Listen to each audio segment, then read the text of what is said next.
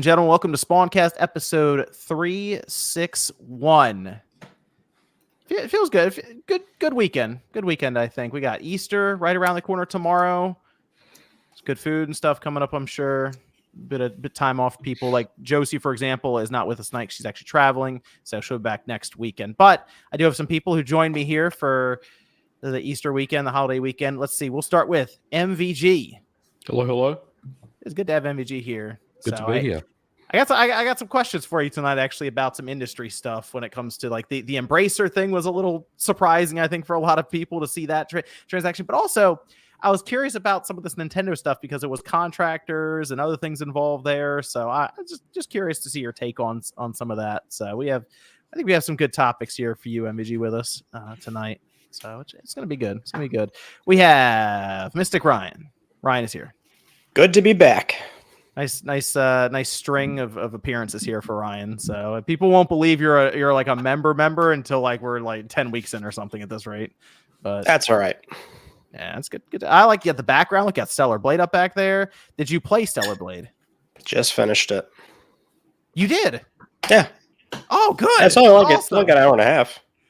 Okay, good. I was concerned that I was John's just relieved because now someone else other than him someone can else talk played about it tonight. Good. Awesome. Good stuff. Great. All right, cool. So Ryan's here.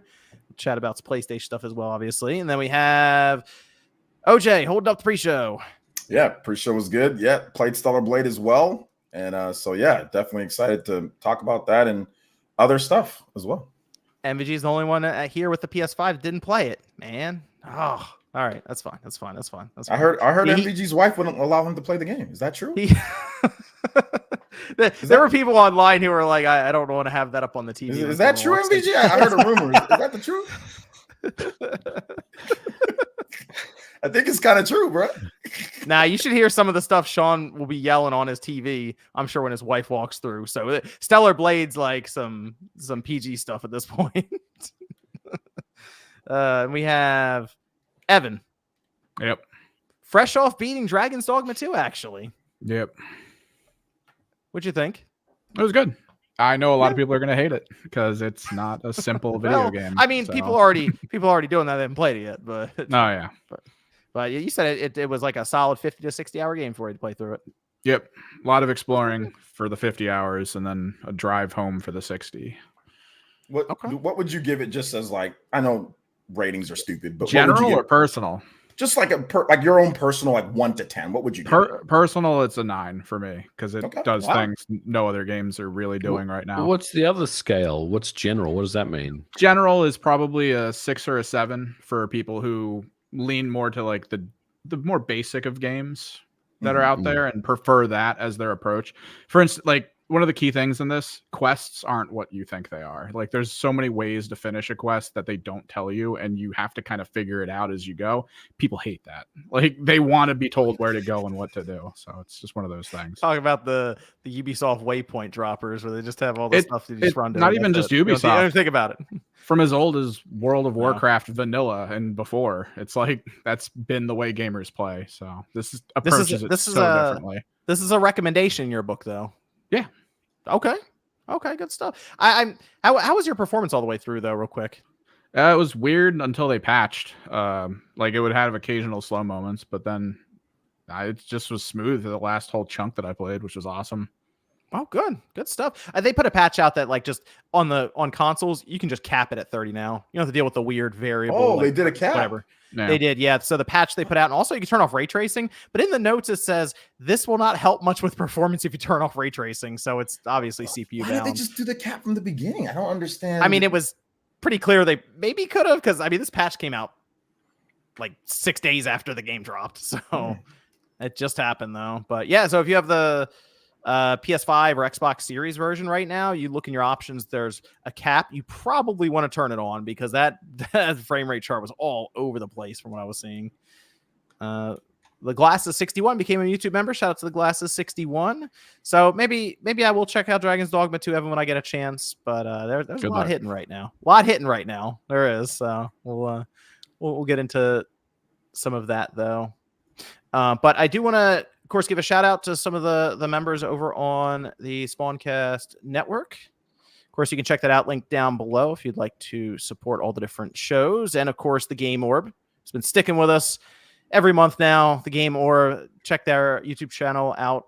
It's down in the description, as well as their Twitch channel, where they do all kinds of gameplay clips, and they also explore different conventions. And of course, there'll be many coming up this year. So shout out to the Game Orb, been a big sponsor for the shows. And then going down to the producers, we have executive producers John O, who I'll be curious to see if John O is able to make it out to Too Many Games again this year coming up, because we'll have some more of the people from the show out there. So we'll catch up with you if you're out there.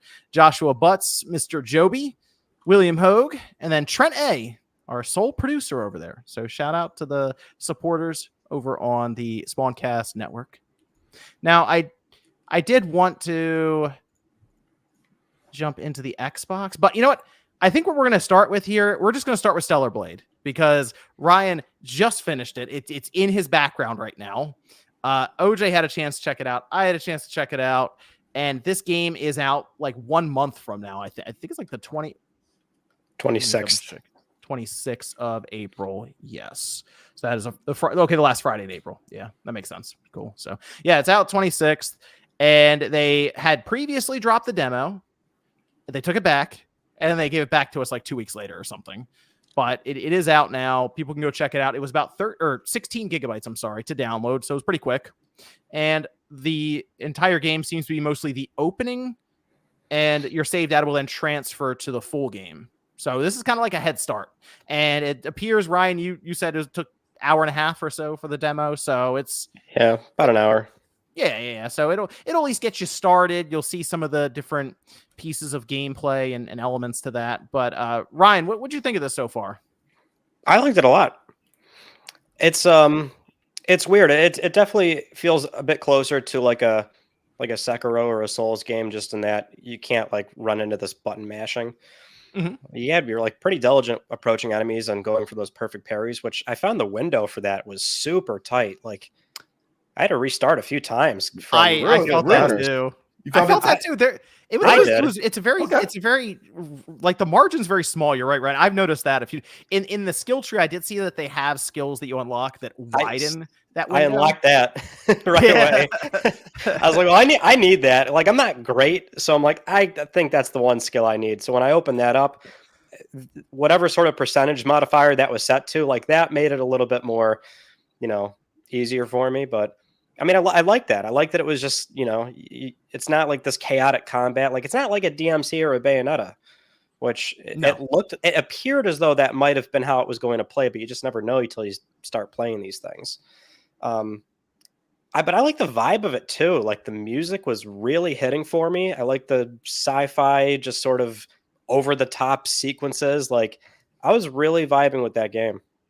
The music was funny because it has like that post-apocalyptic feel to it, kind of the setting where you're playing Helldivers 2, are basically dropping to the ground in a pod, right? And you get out of there and everything's exploding around you. Then all of a sudden, just like this, like electronica pop music starts playing in the background while you're running around, and that's tight about funny. It. It's kind of funny the way it's interesting with how I love that about it. I mean, I'm so happy they didn't go like the movie soundtrack type of situation, right? Like the post-apocalyptic movie. Like, it's a very different like vibe to it, So I like that about the music in particular. Yeah. The combat is interesting though. You're right, Ryan. It's slow. It's slower than it looks, or more purposeful, I guess you say, than it looks. Because when I first saw it, I was picturing Devil May Cry, Bayonetta, something like that, but it has more weight to it, to where if you go and you just start mashing square, you'll just die. Like, the thing in front of you will just wipe you out. And it could just be like a regular, like mid-tier enemy you run up to, and it takes them a couple of hits and you're out. Like, just like that, it's over. So they have a parry, which is basically pressing block at the right time, which is L1, and you also have a dodge. But you're right, the dodge, at least for me, the perfect dodge when they initially started, the window was smaller than I was expecting. The block was a little more forgiving, because if you miss it, you'll just block instead of getting that perfect parry. But they do this thing where they shift the picture a little bit. It goes kind of like golden yellow, sort of, just to let you know you hit that, and then you can counter, you can teleport behind them with certain skills. But the game itself in motion, I think looks good if you get the hang of it. If you're not, you're just gonna it's gonna look bad. You're just gonna get slapped around real quick. But what'd you think, OJ, when you started it up? Yeah, I mean, I kind of figured that it might not play like a DMC or Bayonetta because of the initial trailer. Like the animations and everything just didn't seem that type of way. I mean, it looked fast and all sorts of stuff, but from the very beginning, I talked about how I think I said like, what's happening to this game? I'm like, well, they're taking more time to refine it. It's not going to be like those other games, and that's exactly what happened. Now that we're playing it, and people are like, oh wow, it's really different. I'm like, okay, that's cool. It doesn't have to play like DMC or Bayonetta. It feels a bit stiff in that regard, right? Like it feels a bit stiff, or even like compared to like Nier Automata, like even compared to a game like that, feels definitely way more stiff than those games. So I mean, that's not my favorite thing about it, but what I do like is, like Ryan said, the music is awesome. I do think that the combat has a lot of depth, right? There's going to be a bunch of cool different skill trees. I think there's 6 skill trees. There's a couple locked, and I think there's 6 overall. So there's going to be a lot of depth where you can build your character up. I think that the story is going to be interesting enough. The graphics are good. The performance is good. You know, it's 60 frames. There's 2 different 60 frames, or at least was it 50 to 60 frames for the balance. They have like a 30 FPS mode in there. Who's using that? Come on. Which you should probably not use that. I mean, no, maybe if you're playing on story mode, but if you want to actually, yeah. If you want to actually do all like the secret bosses and be good at the game, you probably want that extra response time. But yeah, the 60 frames is good. The performance mode or the graphics mode or whatever is really good. They have a lot of options. So yeah, I really enjoyed it. I thought it was a fun game, and I love the character. I think she's cool. He was cool, and I think the setting is dope too. The art is really well done. Like how the characters look and everything is really awesome. The outfits and all that stuff is really dope. The environment is cool too. So I'm enjoying it. This is like my first, big game for this year, at least new game. I'm talking about Persona or whatever. This is the first one that I'm super like really excited for to play this year. Like on PS5 at least right now. There's a bit of there was a point of contention around the main character. That seems to be like what a lot of the discussion is online right now. And I don't understand it because we've had Tomb Raider, we've had Bayonetta. Bayonetta came out in 2009 in Japan, 2010 here in the US. Bayonetta is literally the exact. She takes off her clothes to do Demon Wicked Weed. Like literally, she's naked half the time, or not half the time, but naked a lot of the time, and that's fine. So I don't understand where all this is coming from. Like I don't get it. Like we've had who else? We've had many other characters. Near 2B. Yeah, 2B. Like we've had. I mean, I don't understand this nonsense that's going on with her. Like, oh well, she's not real. It's just a video game. So. You mentioned the options though, OJ. There are some interesting options in this game which are kind of funny. I don't really know why this is an option, and maybe it's you get a lot of inventory later on in the game. There's by default, you have to press a button to pick stuff up. Yeah, you can change it to auto pick up in the menu, which I did that. Oh, you can do that. That's what I did too. Yeah, you can change. Too. Yeah. Right away, I was like, why do I have to hit a button for this? Yeah, hit a button to it basically anything that drops currency, gear. You got to press is like R2 or something. I'm like, why do I have to do that? So I checked the options, and you can just toggle it on to just auto pick up. So it's odd that was the case. But maybe like in Rise of the Ronin, they just throw stupid amounts of gear at you. Maybe that happens later on and you just want to turn it off. Like, I don't need any more of these hair clips or something, the different accessories they give you. And the other one that I thought was kind of funny is you can change the length of her hair. And I thought about that for a minute. And I was like, maybe that gets in the way. So I put it to short, and it did help actually, and not having like all this hair everywhere. So it sounds funny, but it did help. I changed it to like short. It's like a little ponytail now. So that helped. I'll tell you what I didn't like about it though. Mm-hmm. Platforming was really clunky.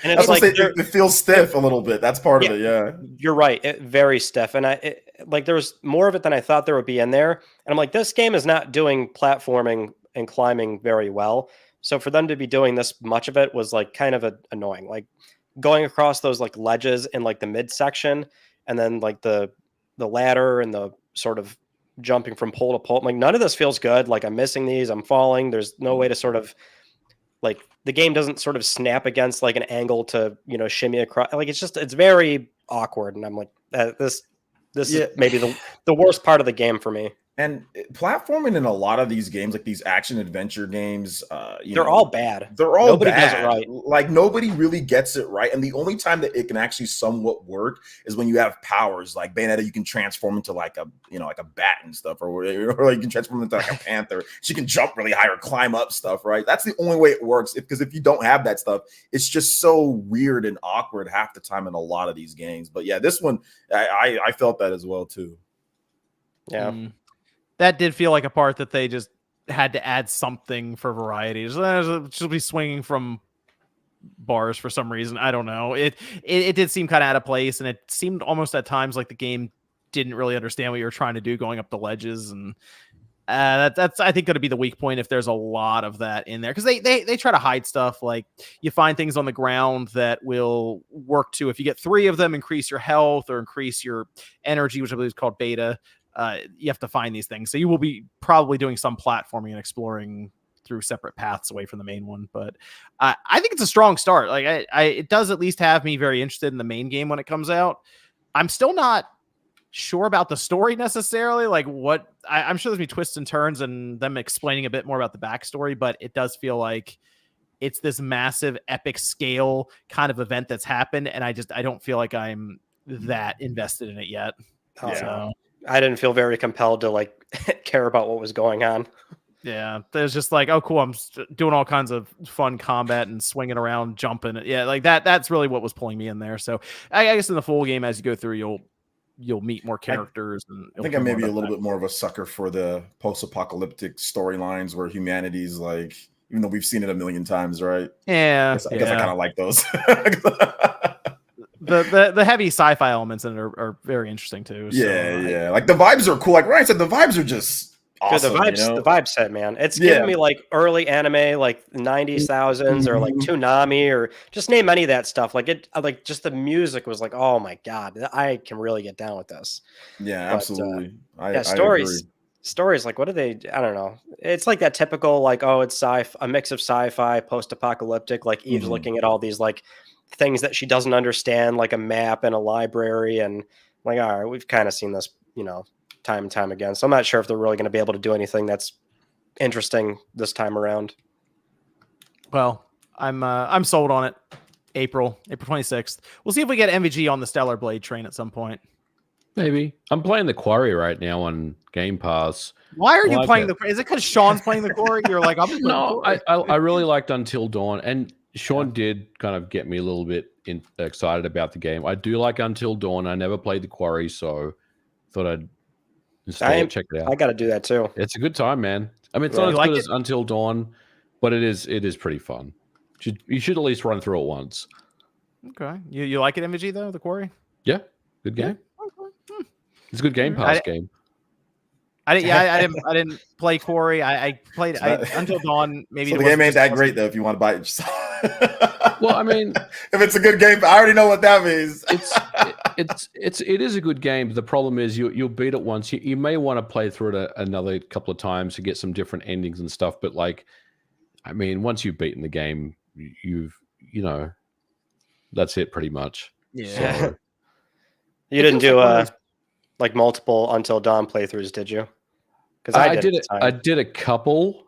I think I did 2 or 3 maybe Until Dawn, because I really liked that game a lot. It was a good time. Well, I haven't played the Quarry. It feels like a spur of the moment playthrough for Sean and MVG, but hey, that's the idea of Game Pass. Stuff pops up, you try it, you end up liking it. Yeah. That's good stuff. Good stuff. So yeah, Stellar Blade coming up about a month from now. I'll be picking it up. Seems like Ryan will probably pick it up. OJ will probably pick it up. And we'll try to get MVG to pick it up. So we'll see. 100%. Not a lot happening in April though in terms of games. So I think Stellar Blade's kind of landing in a good spot. Like I think there's gonna be a lot of attention on it. So real quick on this one though, do you think maybe they should have waited a little bit on the demo? Maybe like they haven't made it. You mean like released it a week before or something like that? Yeah, maybe a couple weeks before, but maybe they want the pre-order numbers, so maybe that's probably part of it. Give it some time for pre-orders, but I don't know. I just wanted to get your thoughts on. I'm not saying that it's bad that we get the demo sooner. I mean, that's obviously cool, but I just want to get you guys' thoughts on It that. could be the pre-order thing. That wouldn't shock me. Just try to get people pushed over because they do as soon as you're like started up, it's like purchase it here, like right away. Here's the digital deluxe version. Go here, and probably makes sense to have it about a month before then. I don't know if it's a Stellar Blade thing, but more so a broader trend that we're seeing. But I'm kind of surprised how often we're getting demos in general, whereas like 5-6 years ago, like they were really not a thing anymore. And a lot of publishers at the time were not open about this, but we've had anecdotes occasionally where publishers were like, we don't want to put demos out there because we can just sell the game immediately, not, tip people off to maybe a game that they don't want to play. And I'm starting. I feel like there was an interview with that. Well, I'm starting. That was a worry. So before your point, what I assume is happening is that because there's so much saturation nowadays with just the sheer volume of games coming out. That's what I was going to say. Yeah. Yes. I'm like, I think it's kind of come back around where it's like, we want people to just play it. So that way we have that mind share with consumers since there's just so much crowded releases. And now I think the sort of return rate on that is maybe higher than it was when demos weren't advantageous to do. Yeah. I am curious, MVG. Would you be able to, if you had to release a demo for a game, if like, let's just say the publisher, whoever came to you was like, you got to release a demo for this game. What actually goes into that? Because I feel like most people have no idea what it takes to make a demo or get it verified, certified on a shop and put it out there. Well, getting demos through certification is a completely different process than a full game. Obviously the hardware maker will still test the game, but because it's a demo, it's not as stringent, right? The certification rules, right? But I mean, there still has to be some type of minimum kind of checks and balances that you need to get done. But I mean, as far as a demo goes, I mean, ultimately the developer just picks out a really small subsection of the main game and carves it out, usually maybe the first level of the game. And then when you approach the end of that game, end of the level, then you just pop up some type of screen with a purchase button to the full game or something like that. So yeah, I mean, demos, I think, to Ryan's point, they're becoming a lot more popular now because, man, honestly, you have one bad game. We've seen studios literally close, when things don't go well. I think it's advantageous that you do provide some type of demo for a game, especially when there is some buzz around it, but you really just want to make sure that your audience is going to like the game. I think having a demo up front is a pretty smart move right now. And especially given the landscape of video games in 2024. I feel like whenever I see a preview come out, like we just had one for Visions of Mana, I'm expecting a demo for that game, like because they talk about playing basically a demo at PAX East, and in my mind I'm thinking is that what we're going to play a few weeks before it releases, especially with Square Enix. So whenever I hear that, getting the demo. That's 100% getting the demo. Yeah, I'd expect it from them. Yeah, I would too. I kind of like this trend though. I like getting these demos just to see how the game plays, or maybe it can turn my opinion as to what I've seen in the media for it. And I mean, Stellar Blade is one where I went into it and I was not expecting it to play that way, and I'm interested. So I think that's a good move. And honestly, it's good for the consumer anyway because they can try the game out. It's one thing to go into a game and be like, I already know the lore. It's a sequel. I'm good. It's another one. It's a new IP, and you have to kind of be sold a bit more on it. So that is I think a good trend, and I hope we continue that way. I do want to move over to the Xbox Series X all digital. As they said, Ryan, adorably all digital. Boo. Back with the Xbox Brooklyn leak. It's not a cylinder though. No, this is interesting. This I think caught some people off guard because we were picturing the Amazon Alexa case, and we got the Xbox Series X without a disk drive and eject button, and now it's just the all white. It's Xbox Series S coloring.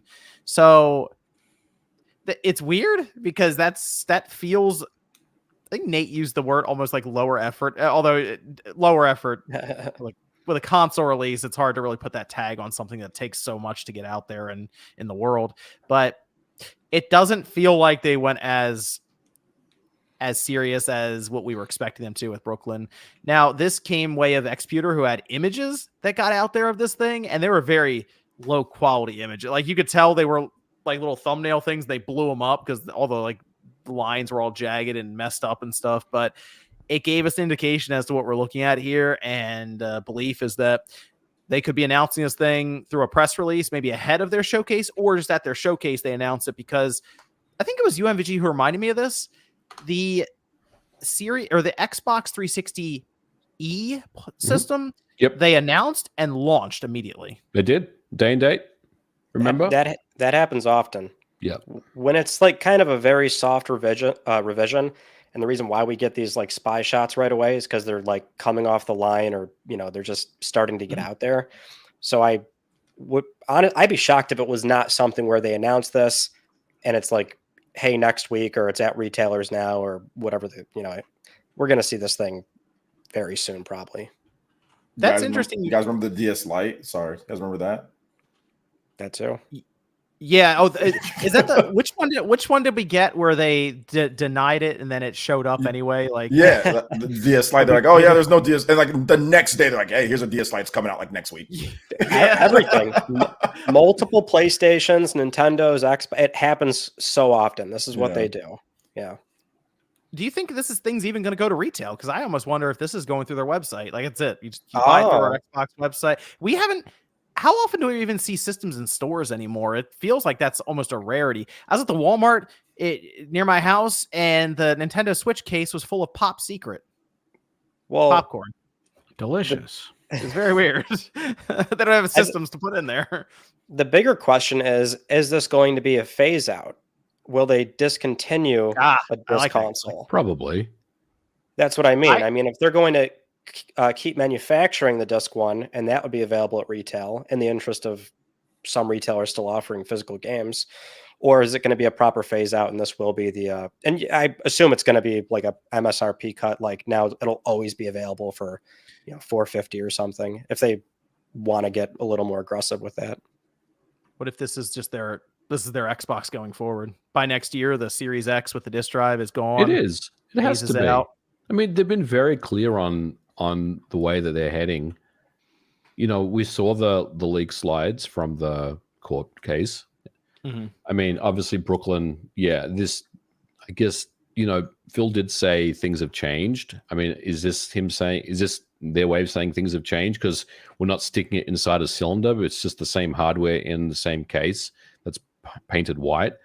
I mean, this is the way Xbox is heading. We're kind of watching this unfold, in front of our very eyes, but they've always been very clear about the direction they're heading. So I do think that this will ultimately replace the Series X with a disc drive. Yeah. I know the Go writing's on. on the wall, but it's just so disappointing still. The writing has been on the wall for such a long time. Oh, yeah. But it's still disappointing. It's just that the typical Xbox customer has been more and more digital. So Yep. I just don't want it to happen. But what's the split, right? Let's say the split's like 20% physical and 80% digital. Can we agree on that? That would be. I think it might even be more digital than that, but I'll go with that. I think that's 85-50. It doesn't matter. Even if there's like 2 million people in the Xbox ecosystem out of like 40,000 units sold, there's 2 million that embrace physical media. You're basically telling those people to piss off and go to the competition. You're basically telling them, go buy a PlayStation because we have a disk drive solution for you.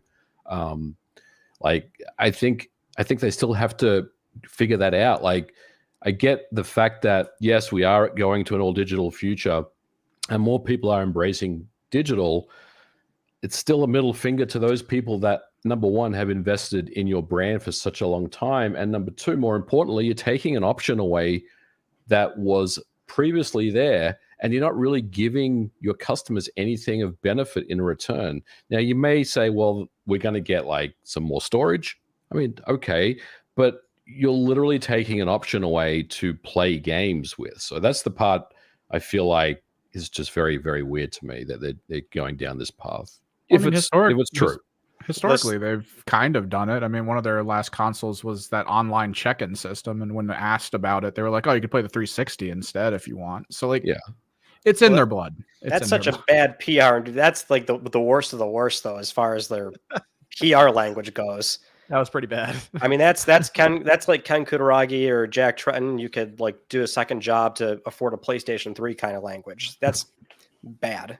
Yeah, that was constant those two were pretty reminders bad. of the disconnect between the people at the high end at companies and everyone buying their stuff. Yeah. You reminded me of that. Yeah, get another job. That's hilarious. It's weird though. MVG brings up an excellent point, which is like this disconnect with the customer base. You know, the Xbox customer right now, a lot of them are primarily digital, but there's still a split there, a percentage of, even if we're being generous, of 20%, which I think is actually probably a good neighborhood to be in. It's still millions of people.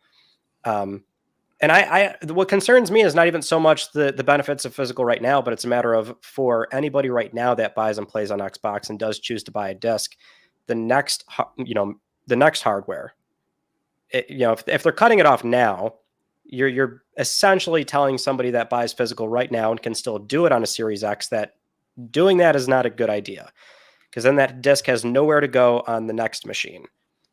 How are you going to validate that license on the next console? And that's, for a dedicated customer, that's bothersome to me.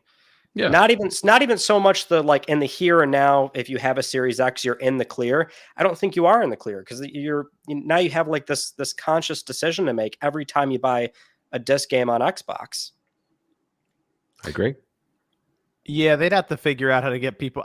Would they even bother with that? Get people's physical copies to digital somehow? Because they've played around with patents to try to figure that out. But to my understanding, the idea was you go into a Microsoft store. Yeah, with your stack of physical games. There was a report on it, because weren't they trying to take over GameStop storefront to be kind of like a second Microsoft storefront? The idea of subsidizing these Xbox sales, and they also came up with that Xbox One SAD system that they were going to try to. Why would you do that though? Why would you take something that you actually own and you're given back an entitlement?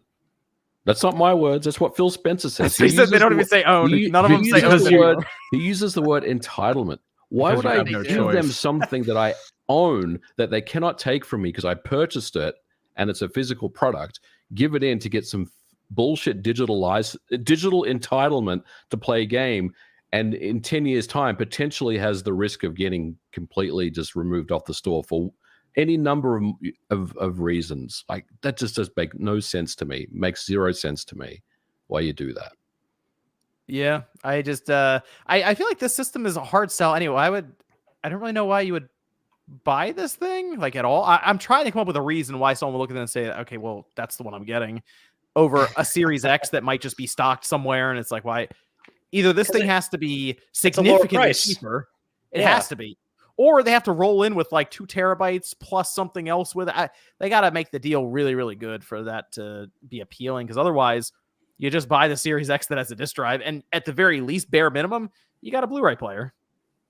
Like, out of it. I don't know. It just seems like a very strange thing to bring to market. But I will say, it reminds me so much of that Xbox One S all digital, the SAD, that I feel like when I get this thing, because I'm going to pick it up to open it up, it's just going to be a blank spot. Like, they'll just pull the drive out like they did with the SAD. They even left the connectors were still there for the disk drive with the SAD, to the point where I was able to connect it and have it make the eject noise, even though it's an all digital system.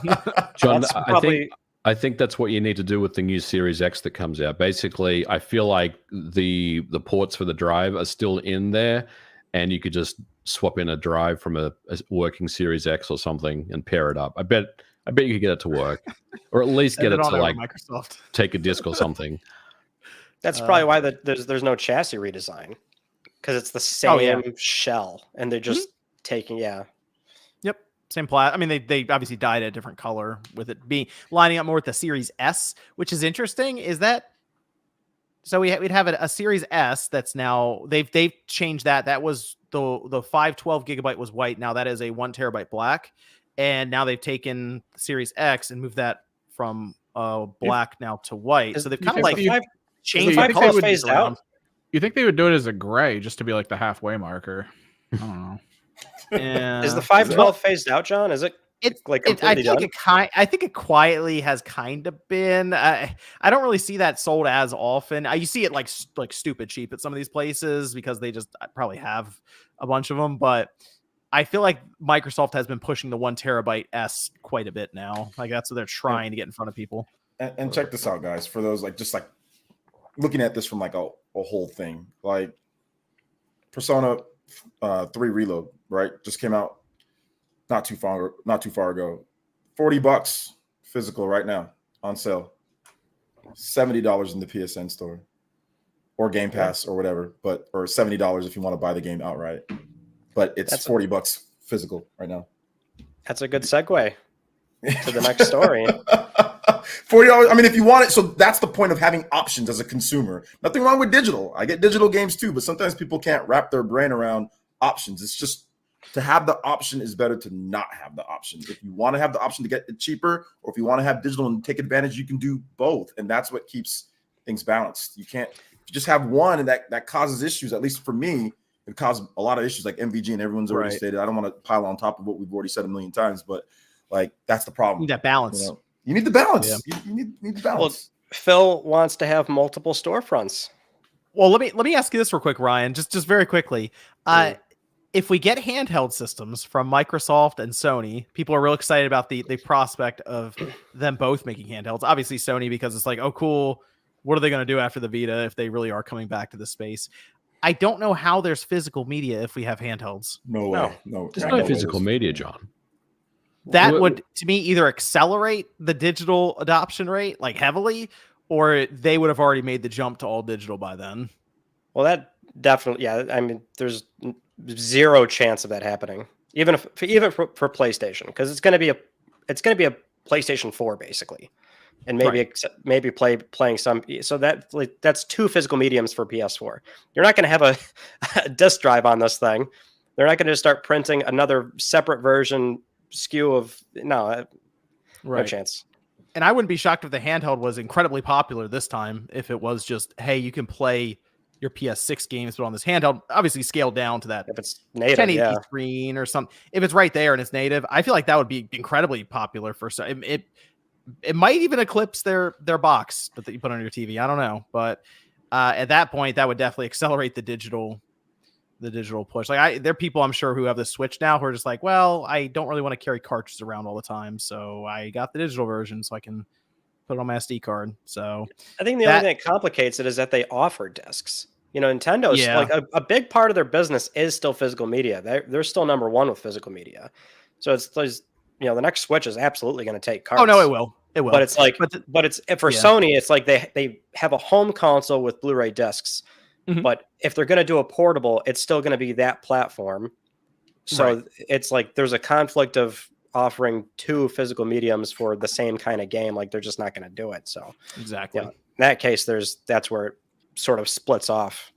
It's just interesting. People are very excited about the handheld prospect, but then I feel like a lot of people haven't considered the idea that may signal, okay, the only way to make this work is we got to go to a heavy digital reliance for this stuff then. So it's I don't know. I mean, I guess it could be worse. You could get the proprietary memory stick from Sony for like $600 or something. So, it'd be cool if they had some kind of solution where it would be like completely internet based. You'd have to be logged in. But if you buy a disc on PlayStation for your home console, and as long as that's inserted into your home console and you can log into PSN from the handheld and authenticate that way, then they grant you a play session right then and there. That's a good idea. I like that. That's the only thing I would consider is how they would try and, not have that roadblock of pushing digital, but kind of tap the idea of remote play for 30 seconds, not even just to be able to verify that it's there. Yeah, that's the thing. Yeah, it would be because you'd basically you'd have to download it natively, but it would be a license check. So that way it's not remote play because that would suck. That's not a bad idea for them to tie that to a handheld just to make it work. Yeah. That's tough because it does feel like the handheld market is prime for either of them to move back to it or move into it for the first time really with Microsoft, unless count Windows Phone, but really go back to it. And I think that space is ready for both of them. So, but Ryan started to bring this up, and that is multiple storefronts on the Xbox. So Phil Spencer had this actually fairly lengthy interview with Polygon discussing a lot. And actually that's where some of these topics are coming from, because there were so many bits and pieces that Phil threw out there that they broke them up into multiple articles to go over it.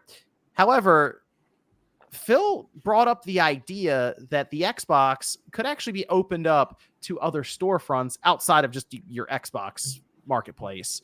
And people, of course, immediately thought of Epic Game Store and Steam being the big one. That seems like a very, I don't want to say, I guess, weird kind of future for this. If one day you go on your Xbox, you turn it on, there's a Steam icon, there's a GOG, Good Old Games icon, there's a Epic Game Store icon, there's a Humble Store icon, and that's where you buy your games and they all show up in your library.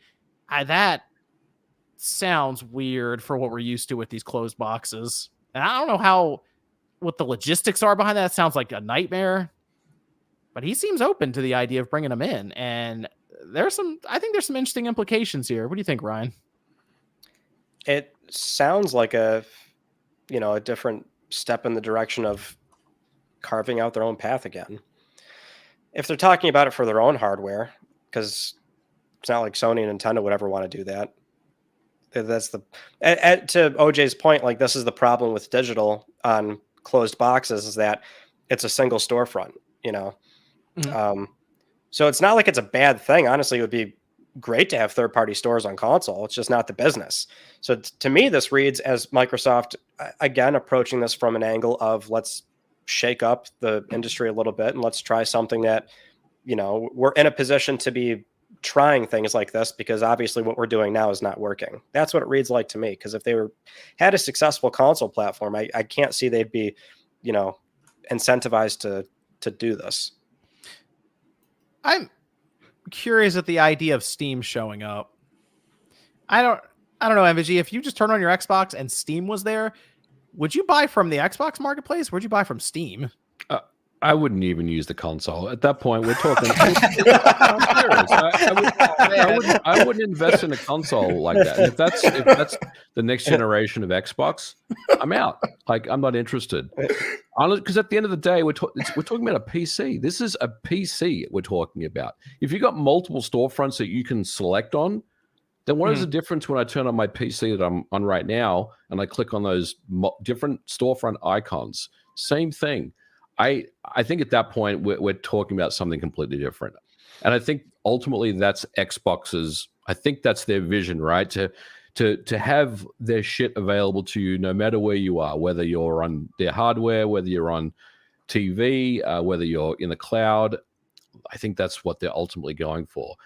I'd be very surprised personally if Gabe Newell would even entertain the idea of putting Steam on Xbox. I think he would shut that conversation down in about 2 seconds. And I think Phil is just spitballing and trying to basically make them seem like, well, we're the ones that we'll take any storefront, we'll take any game that you've got, because we're Xbox. We want to play games everywhere. Because, when we all play, everyone wins, or whatever he said. Like, ultimately, I think he's just kind of spitballing. He's got, Which storefronts do you think they get? Because I think they get Google Play.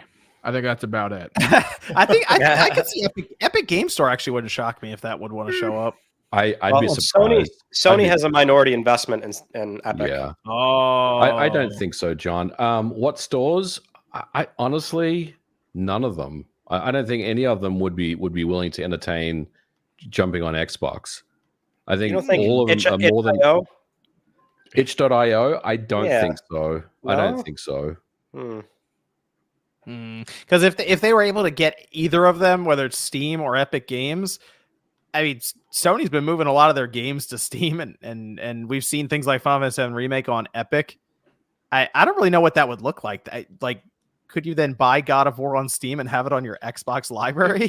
It would most likely be a limited selection because it still has to be compatible. It would have to be curated, right, Evan? That's what I figured. There would be specific games that you could get. Sony would blacklist their games probably. Yeah. They can do that, and they have done that through like the NVIDIA Shield and the browser and cloud. So they absolutely would do that. Yeah, That would that'd be so funny. weird. Like and having all these different, yeah, like it's not a console. Like we're losing the identity, right? Just if you already got a PC, you just I mean, your PC on there. You know, I'll say that it's if it happened, the benefit is still like the whole point of a console has always been like, here's a manufacturer stepping in that makes a very simple plug and play box with a very bare bones optimized UI that just takes any sort of headaches out of the like computer process. Yeah. And even though people love to immediately say PCs are so easy nowadays, Steam Big Pic, okay, absolute, but it will never ever be as simple as a console. The day that it is, though, then yes, then it will. I would argue that then there's no point.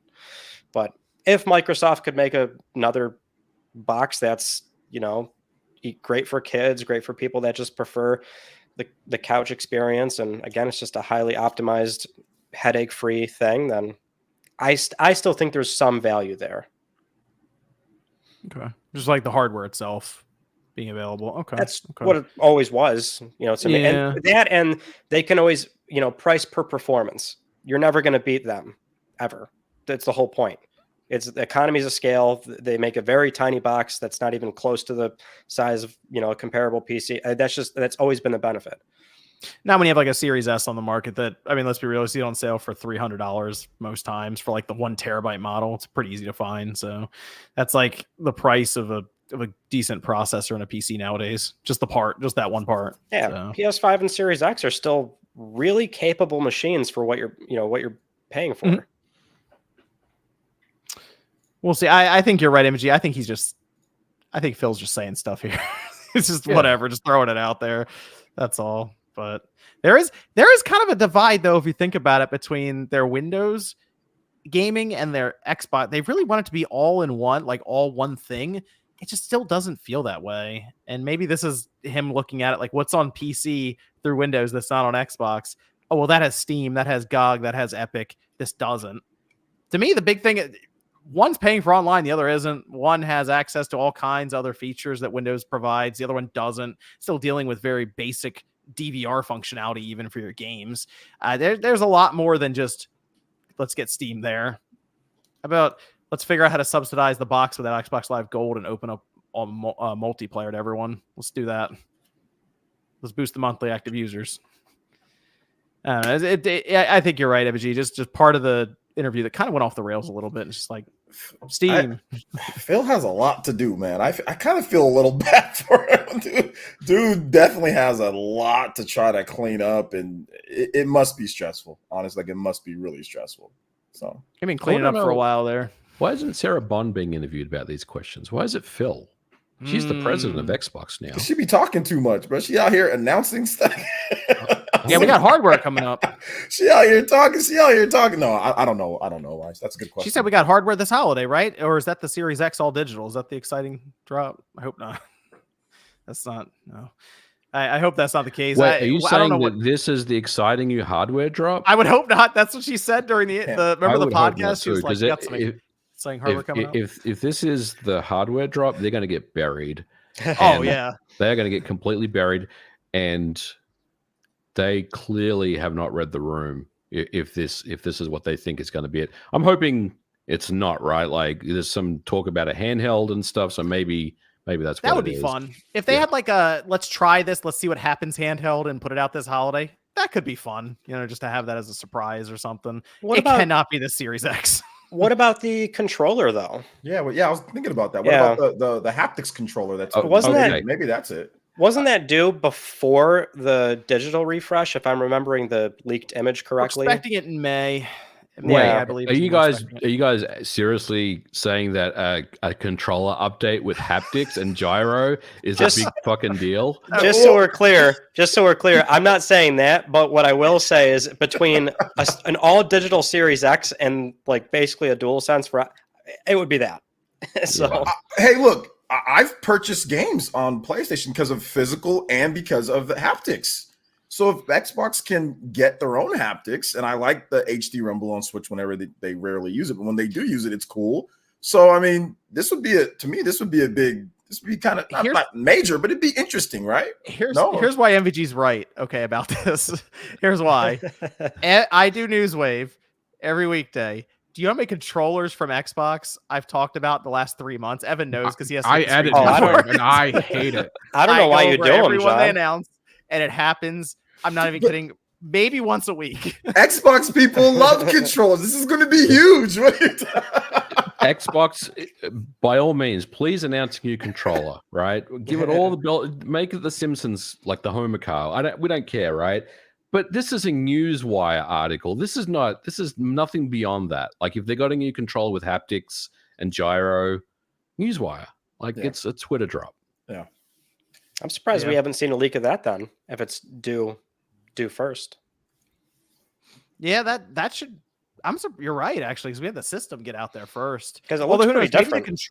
Maybe the controller looks very similar to the controller we already have, and it's like, is this I guess maybe that's all I can think of, because that was a picture of a shell that was very obviously not the Series X we have because it's missing the disk drive. So it's hard to say. I mean, I feel like when this new controller shows up, while they had a screenshot of it and it looked different, I kind of feel like the design, as we saw with the Brooklyn, that's changed to basically looking like a Series X. The controller probably is just going to look like, if it's like they're going to make it white, it'll probably just look like this. So that would be my assumption.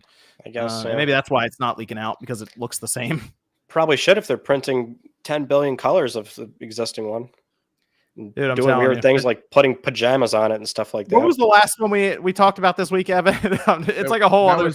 That was the marbling effect one. I thought that was part of a customization. Night shift, nocturnal night shift, something. I don't know. It's something. It's they have a lot of controllers. That's all I know. So that's that can't be the new hardware, MG. You're right. It's got to be something else. I really hope it's something else. We'll see. We'll see. Let me go over to some of the super chats that have come in here. Oh, and then the Glasses gifted 1 membership. Hey, shout out to the Glasses 61. Let's go. Those guys get early news waves. Yeah. Zoob says Dragon's Dogma 2, like Breath of the Wild, Red Dead Redemption 2, Elden Ring is Keely's front runner. I mean, I was thinking about this just before we got on tonight about what the possible Game of the Year contenders could be. I mean, obviously, we're still very early on the year. There's still a lot of games coming, but Dragon's Dogma could be in the conversation at this point. We'll see what else comes out.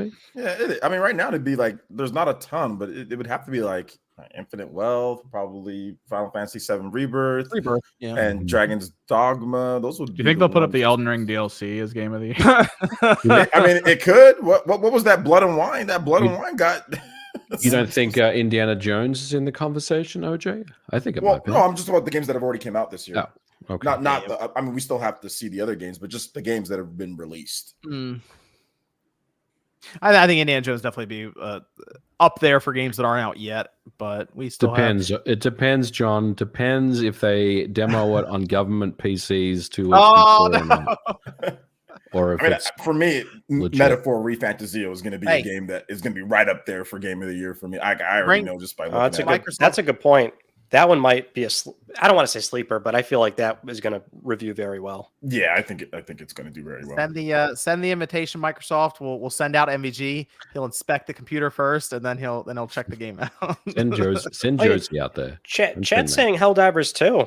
You don't think Helldivers 2 has a don't they have a multiplayer game? I think that's going to be multiplayer. Yeah, absolutely. Yeah, Helldivers multiplayer game. Oh, as a subcategory, sure. But overall, you think it's got just no chance of even being in that conversation? I feel like Game of the Year mostly leans towards like single player story driven. We've kind of seen that. You're right. Go it does of that, but not often. There's only been one. Overwatch is the only multiplayer driven game that has ever won the Keeley Awards. I don't know about before in the past. There might have been some other stuff, but yeah, Keeley Awards. The only one is Overwatch. And even that was kind of like Overwatch. I'm sure it's got a clear landing for multiplayer. Oh yeah, no, I right now Helldivers 2, yes, would probably be multiplayer game. Of the year at this time, yes. Power World technically wouldn't be nominated because it's not even it's still in early access. Yeah, it's still PUBG. Yeah, I still can't.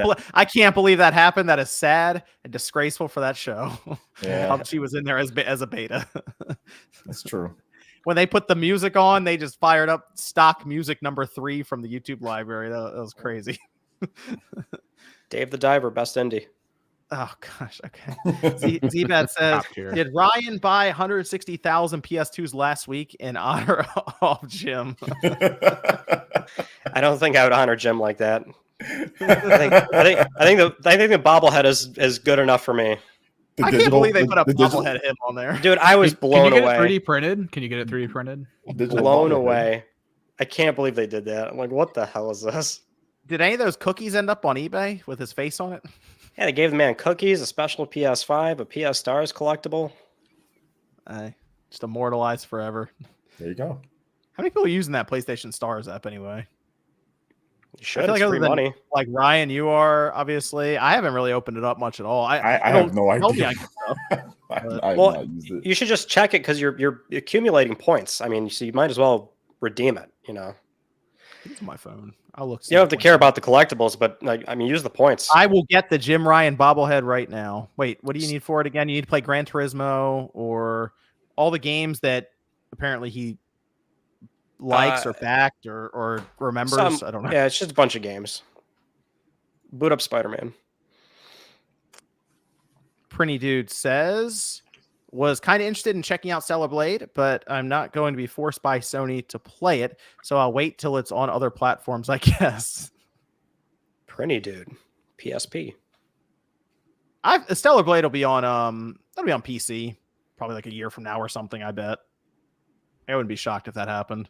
Although Sony got pretty involved here with Shift Up with their games, so who knows? Maybe I almost wonder if Sony is eyeing up Shift Up as like a potential acquisition or heavy investment. They're looking to go public. They've already filed for it, so I would imagine that's not Sony happening. Move for like a serious investment in them. I mean, like if they did that, that wouldn't surprise me. I feel like Tencent or Sony would make a minority stake, assuming they go public. I think if Stellar Blade does good, definitely we could probably see something like that. Tijo says, almost done with the Persona 3 Reload Platinum and wanted to say hi. Stellar Blade looks really good on quality mode. I just wish we could have 4K max settings and 60 FPS on consoles. Well, we'll see how close the PS5 Pro gets to that. We'll see. Tijo says, when are we going to get to the point where quality mode equals 4K 60 max settings and performance equals 120 1440p or something? Never. Next gen, maybe. Yeah. How much money do you want to spend on a on the device for that type of performance? People spending money on a 4090 like that, then Dragon's Dogma 2 comes around with reality very quickly. So yeah, like for a console, it's not realistic for them to have the, oh my gosh, we can max out on a console. If you want it to be what, $400 to $500, are you ever going to be able to get that consistently throughout the whole generation? Like, I don't know. That's going to be tough if the games keep on getting more and more complex, right? Yeah. Especially native, you're gonna there's gonna be upscaling in there. Yeah. So. This is from Christian. Says the Stellar Blade devs knew what they were doing with cam angle, especially when you look above Eve from behind her. Thanks, Me World Christian. Deflated Badger says Golden Sun for when? Asking a lot. Yeah, you're asking a lot. They don't even have the DS game is dead. The franchise has got a little bit of life back in it with the NSO release, but hey, saw a Nintendo Prime video. There's a direct next month or something, so who knows? Could be in there. Could roll in. Andy Ackerman says, sorry I'm late. I was finishing up Ryan's video from yesterday. Hope all is well, gents. Oh, thank you. Krishan Baum says, on the point on demos, it's nice because I was unsure about Unicorn Overlord. When I tried the demo, I was sold. Yep. That was one of the better demos. There's some demos that come out that are like the same length as an entire game. So that was pretty lengthy demo. I think my favorite demos is probably Dragon Quest 11. That demo was like 10 hours long. I like the 16 demo for Final Fantasy. It really kind of sold me on the game to buy it because I was a little on the fence about it. I tried it, played the demo. I was like, yeah, I'm into this. So I picked it up. Yeah, it had a good cliffhanger part for the demo too. So that was, yeah, you're right. That was a good one. Hold on. Okay. Sonia's Best saying, just got to Coral Reactor in Rebirth. How's everyone enjoying the game? King's Blood for the win, and Yuffie plays the best. Well, I've beaten the game, and I'm waiting for other people to beat the game so I can talk about the goddamn story with someone. I'm in the last chapter. I'm not even gonna say the number of the chapter. I'm in the last chapter, and I'm working through it. So MVG and I probably have like 2 or 3 hours more of like in-game time before it's done. I'm so And far then behind. You can be doing it right now. Yeah. Off screen. Then we can. Well, I gotta finish making the video for tomorrow too. But in game time, 2 or 3 hours MVG, and then we'll make the video. We'll talk about what happened. Nate, by the way, he's checked out. He's not going to get there. I think Sean's given up. I think it's just you and me, MVG. It's just us. Hey, We're gonna I'm complete gonna get there. marathon.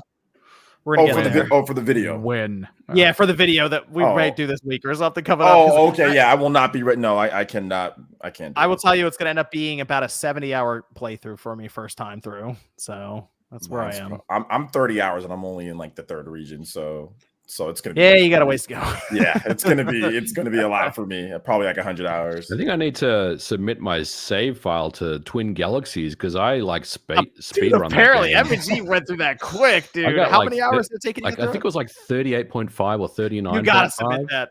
You may have accidentally set the world record. That is really fast.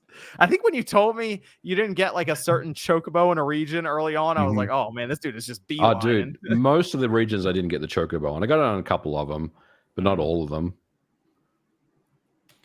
This Zion says, don't forget to celebrate Resurrection Day tomorrow. Samuel Media Group says Microsoft is a party to the DOJ versus Apple case. They have to show that they're willing to feature other storefronts on Xbox. Otherwise, they're hypocrites. Oh, there you go. Yeah, that's an interesting case when that continues along here. So we'll see what weird stuff they say and contradict themselves with. SB says, what's everyone's favorite indie game of all time? Indie game. Ooh. Yeah, That's a what's good the one. limit on that? Is that straight up I pure mean, independent development and real publishing? real indie games, not like Minecraft. I mean, Hades comes to mind. I don't know if it's my favorite of all time though. I like Hades. That's Very tough. good. That I is think really difficult. A lot of the games I like are now they have a parent company. Well, I guess you could say at the time. I mean, At like the time, yeah. I- Hollow Knight for me is really good, but I also like SteamWorld Dig 2. I think that game is awesome, so I'd probably go with SteamWorld Dig 2 or Hollow Knight, one of those probably. Journey, Super Stardust HD. Yeah, Hades is up there. Yeah, Hades is really good. Hades I might is like, throw- I'd probably say Hades is up there for me. Definitely one of those 3. Hades is good. One game I played just very passively, so like an hour here, an hour there throughout the course of like a lot of like the lockdown period was actually Stardew Valley. So I might throw Stardew Valley in there. Mhm. I like Baldur's That's Gate one I 3. went back to, and I was like, I'm just gonna go through. It's nice hour here or so. I mean, Bugsnax. technically, Evan, you're not wrong. I know. What did I do? No. Baldur's He said Baldur's Gate 3. He's not wrong. Oh, yeah. Technically, you're not wrong about that. Did you guys see how much? I'm pretty sure. I think you might have covered it on news. Did you see how much Stardew Valley sold? How much it sold? It's like 20 some odd million copies, right? It's like 30 million. Didn't they 30 say million like now? Yeah. something crazy? Hey, good for them. Yeah. It was written in Game Maker as well, which is free. Wow, there you You know go. Everyone out there who's Well, trying it's to be free a on the developer. PC. If you want console versions, you got to pay for a license, but it's free software. Pure profit for that, or almost pure profit for them.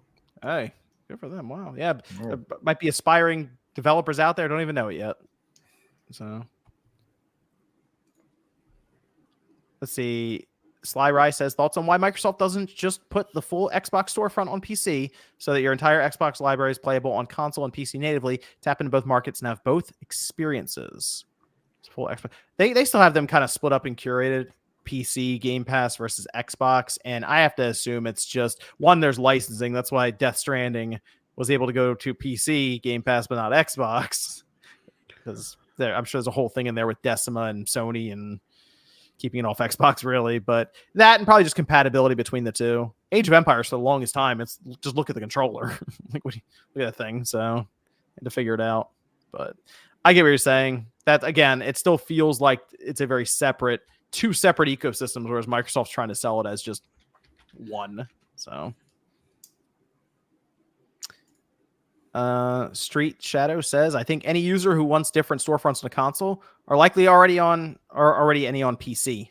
Not sure who are converting or attracting. That is MVG's exactly. Hold on. Okay. Spyro Jones says, just beat Crisis Core for the first time as I wanted to play it before I started Rebirth. Angio looks like the humans from the Ice Age movie. You are right. He kind of does. Now that I'm thinking about it, I had to read that because the first thing I saw was just beat Crisis Core. Okay, hold on. Let me double check. Whenever I read those comments where somebody says they just beat a game, I have to make sure there's not a spoiler in there. At this point, I swear Metroid Prime 4 is just a myth. Still don't think it will come out at the Switch 2's launch. At what point should we just not care anymore?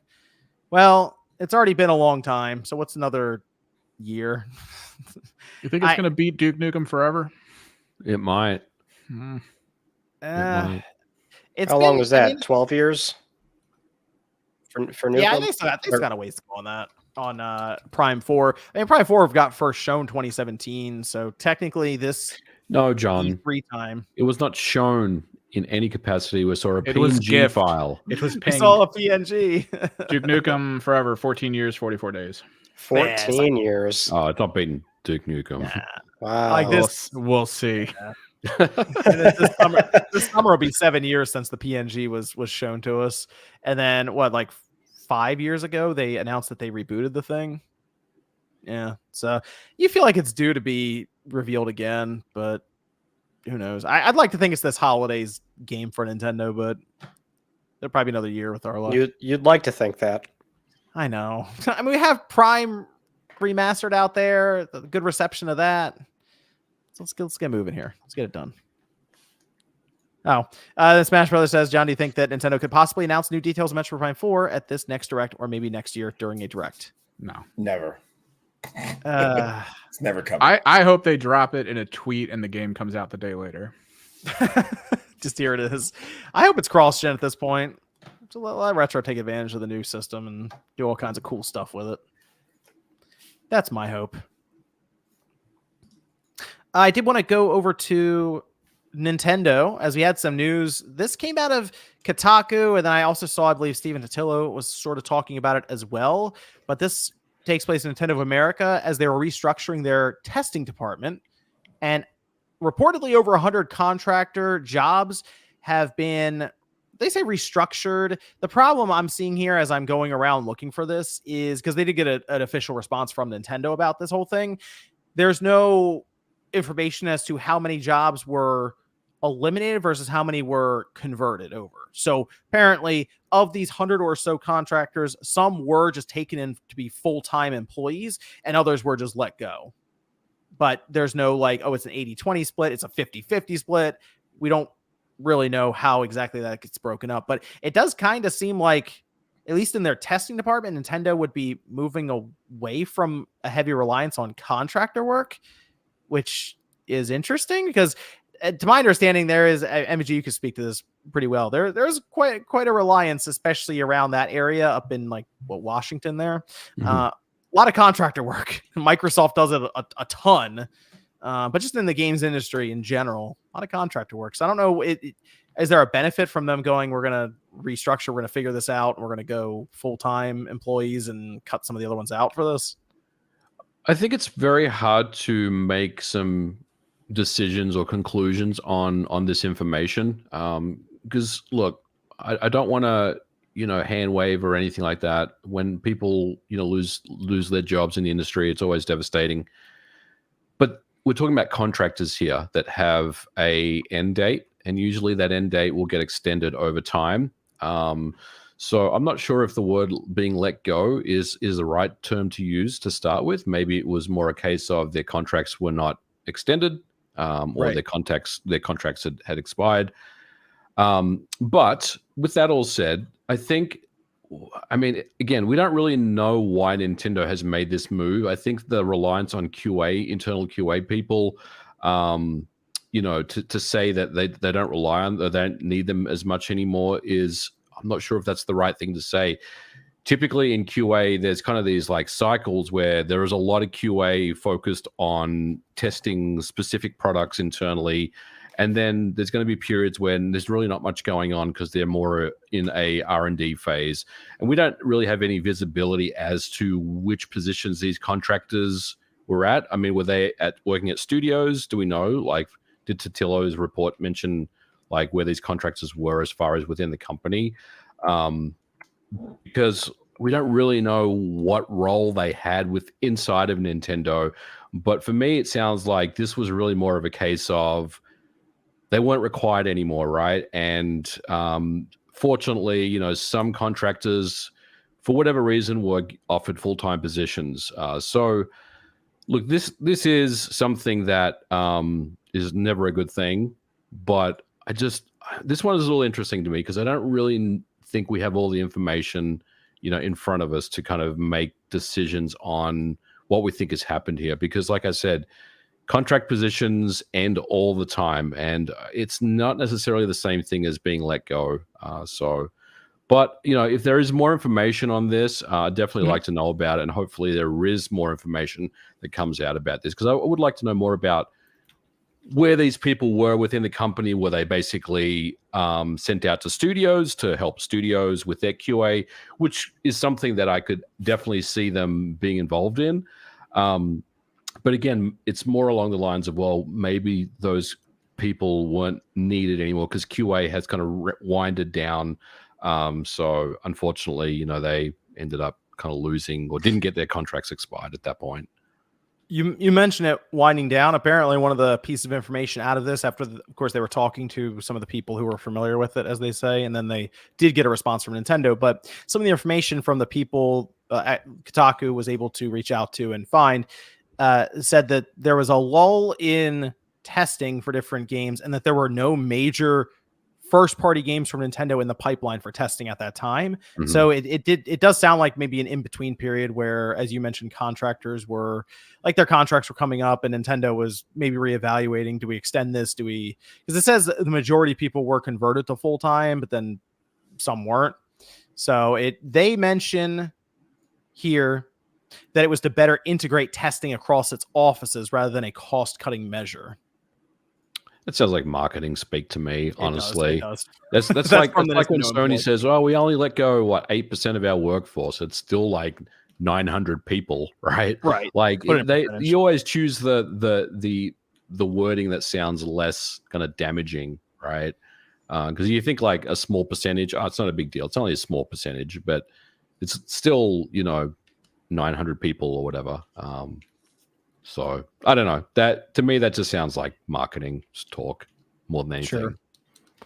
Yeah, it is interesting. There was that whole story that came out, was it a year or two ago, that discussed the red badge thing and being on different parts of the campus, basically, and benefits and that sort of thing. So I don't know if this is in response to that. They're like, well, we'll reevaluate this when the contractor stuff comes up. But at least going into next generation, they seem to be getting their testing in order in Nintendo of America and integrating it further, as the spokesperson so kindly put it for us. So we'll see. That's again, you're right, Evgy. We're still waiting to get some more information on it, if we do at all. We might not even hear anything else about it. So we will see. You know, the next topic, it's kind of a shame. I put this in here because I was thinking we might have Josie on the show with us tonight. And she's in the chat right now. Is she? Yeah. Because the next topic is about Gen Z. We definitely need Josie in here for that. That's what I said. This is like, she'd be able to give us the all of us old people, like the actual scoop on this story, as the apparently. So the marketing or the multi-platform shift, according to Phil Spencer, is for a couple of different reasons. One has to do with just the overall growth in the console market, not necessarily living up to the budgets, or I guess the projected budget that they're going to have going forward, and them having to find just more people to sell to. And that seemed to spark some conversation online about just what he means by the growth of the industry or console market. And I feel like this came up, I think Sean Layden's talked about this before, like the idea that there is a set number of people who will buy a console every generation. And it's kind of just the same people, not the same exact people, but the same number roughly of people who come in, buy a box, go home when they're fine with it. But to extend beyond, people have said 200 to 250 million people seem to be where we're peaked at right now. To go beyond that number of people, we have to look to, as we're seeing, PC, phones, streaming. There has to be a way to get to people who don't want to either buy a system, or you have to use a controller even. So that's a big one he came up with there, at least a concern he posted. But I don't know. Do you guys buy the idea that the console market is like stuck? It's stagnant. It's not growing. Sean is correct. He's Sean 100%. Layden is? He's 100% correct. There is a Well, this is ceiling. Okay, There is a okay. ceiling to the console market. He's exactly right. It's always this number of, between 150 to 250 million. There's like I don't want to say finite, but there just is historically over like 20 something, 30 something years. And these companies are only making more money because it's a higher average spend per customer. That's the only way they make more money. Like the PS4 and PS5 cycle, Sony's revenue is just ridiculously higher than PlayStation 2, but PS2 sold 155, apparently 160 million. And,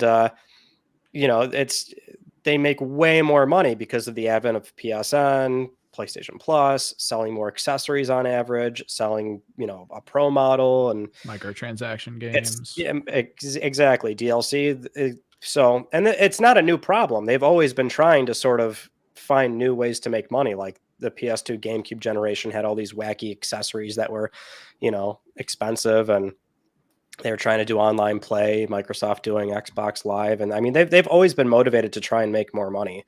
So it's not a new problem.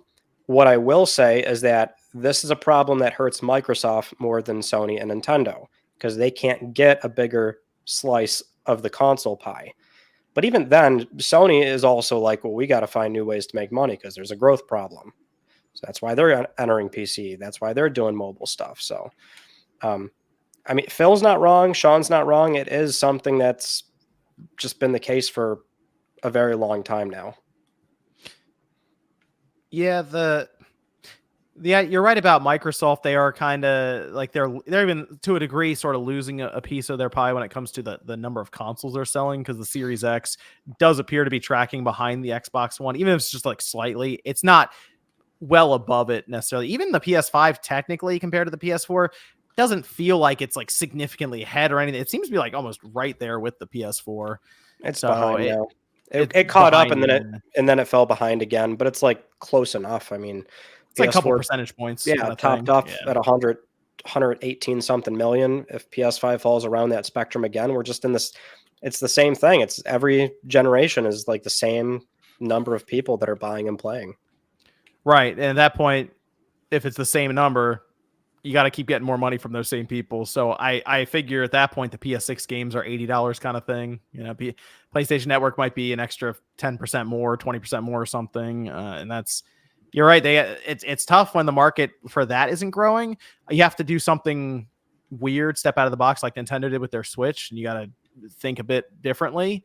And I guess for Microsoft, let's go multi-platform. Let's start moving stuff to other systems and see how it works for us just to get more revenue. Ebony, have you ever looked at this and thought about that as somebody making games like the market, the number of people buying these consoles isn't necessarily going up? I haven't really given it too much thought. It actually is interesting to hear those thoughts from Ryan about it. Like, I've always felt that, game consoles has always been in a kind of smaller space that doesn't really grow or doesn't really shrink. So, I mean, as far as, making games, like it's not really something that I think about, that, we're trying to kind of get this out to a bigger audience of people. But in many ways, I guess we are as well, right? Because I mean, the nature of what I do is we make old retro games for people that have nostalgia for them, that may remember playing video games in the 90s and in the early 2000s and want to revisit those because, we have those products available. But I don't know, like, I think it's going to be interesting to see what what these moves look like. Like if these moves that Xbox are making to try to get more people playing Xbox, whether it bears fruit for them. Honestly, I'm kind of sitting on the fence about this. I'm not really sure. They're definitely making their move, and I think they need to. And I think they probably have the data that suggests that they can succeed. Nothing is guaranteed here. This could be something that absolutely doesn't really work out for them. But I'm hopeful that it does, because we definitely need more people invested in video games and buying consoles. And hopefully, you know, these hardware makers can figure that out. I think, you know, they've all got their ideas. We'll see what it all looks like when the dust settles, I guess. Well, that would bring up the new generation coming in to gaming, which is something we've kind of discussed here and there. The idea that the other generation coming in is going to view a lot of this stuff differently than we do. But coming up in the Super Nintendo, that PS1, original Nintendo, kind of in that era where it was box, and then you buy an exclusive game for it, or just the way you play games at that time. And now things, obviously, we see with Microsoft opening up a bit more. And he did cite Gen Z research specifically. He said, this is Phil Spencer, this notion that Xbox can only be one device that plugs into a television isn't something we see in the Gen Z research, because nothing else is like that for them. Some of them will have an iPhone, some will have an Android, but all the games and everything is the same. I can still get to TikTok on both of them, at least for now. All of their stuff is available wherever they want. So for Xbox, our brand pivot, as we attract and maintain relevance with a younger audience, is Xbox is a place where I can find the great games I want to. So essentially, Gen Z is not buying into the exclusivity pitch. They're not buying Xboxes. Yeah, and I mean, what is he saying here? Like, we're going to have the Xbox icon right next to TikTok on your phone, so you can just jump in and play? Might. I mean, I think he's trying to just say basically and he also said more than that too, right? He talked about how the teams need to, you know, have more investments coming in and you know, and all. So there's more to it, I think. But I agree. Like, the problem though is that, like, you need to still build an identity, right? Like, you still need to have an identity for your system, whether that's through exclusives or those certain games that it can build like the community and identity around it. Sony and Nintendo have that, right? They have the God of Wars, the games that are like, you know, the game of the year, whatever, big single player, big whatever. They have those, and that builds that identity over the decades, right? You grow up playing this game or that game, and it's still around. People, you know, God of War is 20 years old now, right? At this point. So there were definitely kids that grew up on God of War. So you need to build that identity for your system if you want to have that success. And I get it. Maybe there's not that crazy growth that we'll see, like, I don't know, smartphones or whatever, but I still feel that it's very important to have that for your system. And I think it helps drive the developers also to make like greater things too. But like right now, I'm not sure about Phil's strategy, man. Like this whole, you know, it's everything. I mean, it's great, I guess, for everybody if they want to be able to play games everywhere, but I don't know. I don't know if that's going to result in exactly what he's expecting, you know, when it comes down to it. But you know, we'll see. We'll see, I guess, overall. But I don't know. I assume in their mind. So how far out do you think they plan things? 20 years for something like Xbox? Like 15, way 20 out, years. Decades. I mean, at that point, they'd be dealing with Generation Alpha, which is the group. Does it start over again? Is that how we do it? Yeah, I guess. Everything is cycles. I was looking through where we were with these generations. But this would be, as is mentioned here, this is the generation that grows up with remote classrooms and iPads instead of books. Jesus that Christ. Sort of thing. See, do you see what I mean? So we libraries. Right, but that exactly. We always remember think toy about stores? Remember kids going to toy stores? Isn't that weird? Oh my gosh. I thought about this the other day. Toys R Us was the greatest thing ever back in the day, man. Man. Now it's a Tell me page about on it. Amazon for the kids. Yeah, you know what the toy store is nowadays? It's the Amazon. it's the 4 aisles at Walmart. It's Dude, the toy store. Remember like 2000s, like like Pokemon League going on where you Oh, get yeah. cards and play Go to Pokemon KB League. Toys. Yeah, KB Toys. I got like a Thunder Deck, big old Thunder Deck pack back. It was so Even just exciting. Toys R Us. Yeah, Like, even it's that, not I'm like, exciting at all anymore. Even like going into like a game store, like nothing. It's lost. It's a lot of it's lost its luster, man. I'm telling oh, you. we'll get to that. We're about to get to that one, the game store thing. But I thought about that. I said we see the kind of the world in our view, where we just obviously our experiences and stuff growing up is way different now because we get the books, you cover it with the paper, you do all that stuff. Now they're like, oh, just tap here, sign in, and all your books are in front of you on the iPad, and it's crazy. You draw on the iPad, everything's there. You don't deal with these backpacks that have like massive amounts of textbooks in them. Nothing. It's interesting. So I guess the idea is then they would be more reliant on these kind of devices, an iPhone, an iPad, as opposed to growing up when there weren't cell phones around and you didn't necessarily have computers or things vying for your time outside of a TV and a Game Boy. As limited choices then. So I almost wonder if now growing up, some of this younger audience is going to look at dual analog sticks as a weird looking thing. It's like, what's that? You need controls. I'll say this. My daughter isn't quite Josie's age. I think she's turning 12, and the joysticks and all that she's out, and she plays all stuff with tablets. My niece is 8. She's tablets, and she loves video games, but touch controls, man. Touch controls and just simple stuff like that. Or they'll even play games like that are, bigger games, but with touch controls. All right. I feel like we always have to put this stuff into context, like really think about how old some of the stuff around us is that we might still see as somewhat modern. And I realized the other day that the PS3, Ryan, in 2 years is going to be 20 years old. We've had this discussion, remember? Talked about this last week. Is it retro or not? It came with an HDMI port on. It has the Blu-ray player. Yeah, that's what I mean. It's so retro, man. If it's 20 years is retro. 20 retro, 40 vintage. It's so weird to think about that when you go, oh, but it has an HDMI port. That was the joke. Oh, it has an HDMI port. It's like, well, how old is HDMI now? Pretty old. Yeah, which version of the HDMI port? I mean, the original 360 didn't have HDMI. Remember the Xenon? Was it the Xenon? The original one? Yep, we needed to get that Elite. And we're talking about 05 console wars. Yeah, well, PlayStation 3 has HDMI. Yeah. The original Xbox 360, it didn't have Wi-Fi either, right? Nope. You needed to buy a network adapter. And then the price comparisons came out. Yeah. Well, you're paying $600, but you get everything. I think it backed HD DVD, I think. That was their decision for the compressed media. That's what I mean. You see all these experiences growing up. It's like, look at all this weird stuff happening, and they're just going to play on their iPad.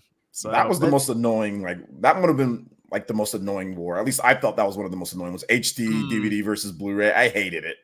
M4G was like lit up before Twitter. There was M4G, and it was M4G. Yeah, hot stories at the top. Yeah, the hot story. But that's where everybody went to go argue about video games. Was M4G. Oh man, those are the days. And then after that, we had the 900p versus 720p wars, or 900p versus 1080p wars. So the point of the story is that we're simply out of touch here. Yeah. We started reminiscing. We're old. That's the point of the story. Hey, when I saw Monopoly Go make as much money as it did in 10 months, we might be. Like $1 billion. Already making more money anyway, so that's the console problem. There's just the turnover rate is not turning into a net positive. And I guess Microsoft's case, they're suggesting that not only is it not growing, but perhaps it'll shrink. Maybe that's their concern too, outside of them not being able to get a larger slice of the console pie. I feel like when I was younger, I would ask for a game or a game console or something around Christmas, my birthday. And we get like the Christmas list from the nephews and that sort of thing, right? And it's just currency cards on there for Fortnite, right? Like that's all they want. It's like, really? They don't want a game? Like we'll go to GameStop. We'll get a game. We'll get something for you. And they're like, just Roblox. Do they have the currency cards there? It's like, what? That's what you want? Yeah, that's it. Do you have a console? No. What are you playing it on? My iPad, my iPhone. Really? Yeah, Yeah, really. it's very interesting to me. It's like, oh wow, okay. That's how Well, it is, man. Yeah, and can you Okay. see those? Can you see those kids playing Hellblade 2 on an iPad? You think that's gonna that Maybe. translates well? No. I don't know. I mean, hey, Death Stranding's on there. RE4 is kind of. I hear the thing like almost lights on fire. I mean, it gets super hot, but yeah. I don't know if we're that anywhere near that. But the thing is, it's strange to say they seem very content with the basic games. Like we've kind of come full circle now to where it's like you can make a Monopoly Go and make more money than this incredible looking PS5 game now. It's crazy, but that's what's probably going to shape a lot of the marketing and strategies for some of these systems in the next 10 to 15 years. Is what's this younger generation doing? Not what us old guys are going to buy it. We're buying the system in the game. Don't gotta worry about us. Let's see. I did have while we were talking about game stores, GameStop. So this came up this past week because GameStop appears to be, get this, in trouble. No. No one's shocked. Okay. How long have they've been in trouble for a When? long time? Well, they did have to cut a significant amount of jobs in order to just reduce costs in general because their fourth quarter revenue was lower than expected, and they mention rising competition from e-commerce firms. Shocking. Well, Michael Pachter did weigh in on this, saying they need to get more people in the stores. I feel like that was Wow. Yes. So that's what he said. Go to their homes, pull them out, throw them in. Even I'm he sure was he's just like, look, I don't know what you want me to say. Yeah, I'm sure there's So, more context to I what he's have saying. a serious question for you guys. Have any of you ordered a game recently? When I say recently, like in the last year or so from GameStop, do you get it like day and date of release? No. The biggest issue that I have is that why I stopped is because you will buy a game new and it's like not actually new. Oh, That's been they've done that for and forever. I hate it. They still do it, and sometimes they don't. Sometimes they do. It's so weird. Where I'll buy a game and it's I'm gonna tell you guys a secret, okay? And then it's not. Well, hold on. Let me get to my point. So I have ordered games from Game. I think the last one I ordered was the Resident Evil 4 remake, the collector's edition. Remember the thing that they had? I can't remember what happened. Yeah. Remember how there was some controversy where they canceled a lot of pre-orders. Mm-hmm. I actually got mine the day before release. So I've always had pretty good experiences with GameStop ordering new release games and getting them either on the day of or maybe the following day. I can't say the same thing about Amazon. Amazon is completely, I don't know what's going on with them anymore. I did pre-order Like a Dragon earlier this year. And I don't even know if you guys remember. I don't think, Ryan, you were around the time. This. But it took them 2 weeks to ship it, and I just canceled the pre-order. I'm like, fuck this. Right. The window is closed. Right. I think GameStop, if they can figure out their delivery stuff and just make sure that day and date stuff is across the board, I think they're going to be okay. Because for me, Amazon, I've stopped buying games from Amazon because unless it's a Black Friday deal or something. If it's a new release game, I'm not even going to bother anymore because I'm going to get it maybe 2 weeks later. Amazon used to be good. That's the thing. I don't buy mine from Amazon. I actually buy, well, at least Best Buy. That's usually where I get mine from. But they're kind of scaling back. But they're still doing some games. But yeah, Amazon used to be. I used to order from Amazon a lot, but then they started to not actually deliver on the day. So Best Buy does pick up in store, same day, and they've been always good, So that's this is the constant story. When a company becomes a behemoth, they just stop giving a shit because you got nowhere else to go. That's just it. So my habit is I stopped using GameStop because if you want it in person, they encourage the whole pre-order thing, and I don't want to have to go to pre-order. But I don't want to have to, if I'm going to go to the retail location, which I'm fine with, I only want to go once. So I can't pre-order online. I'd have to wait till the day of release to order one. And the kind of games I like sometimes, like they're like stores don't get enough copies, so they're sold out by day one basically. And I stopped ordering from Amazon, not because of not getting release day shipping. I stopped because they send them in very loose bubble mailers, and games constantly were arriving damaged. And so that's my problem, is that delivery. It's like, guys, just can you please either use a thicker bubble mailer, or not one that's like so loose, right? Like Amazon, they give you like this huge bubble mailer and the game has so much room to all over the place. So I do Best Buy because I can do pickup online at the store, and I can pre-order this from my home. You can't pre-order at a specific location at GameStop from your house. So that's what I do nowadays. Best Buy's legit. It's really good. I'll let you guys in on a secret, because it's been like 17 years now. 17 years since I worked there at GameStop. And I may or may not have observed this happening at the store. John was the guy doing it. John was the guy. No, it wasn't John me. was not. It was you. John was the guy opening up the games, testing them all, bringing it back, and saying it's new. It wasn't me. It was you. Those games that you get when they when it says it's new and they have the sticker still on it and stuff, and they're like, no, it's cool. It's cool. It's brand new out of the box. We put a little sticker on the side so we know if you opened it. We already opened it. We got to put this. And that's usually for returns. If you break that seal, even though we already opened it, you can't bring it back, which is the dumbest thing. But those games, so GameStop had, at least then, I don't know what it is now there. It's been a long time since I worked. I mean, this was like when I was in college, and it was just like a side job thing to just get some extra money for the week.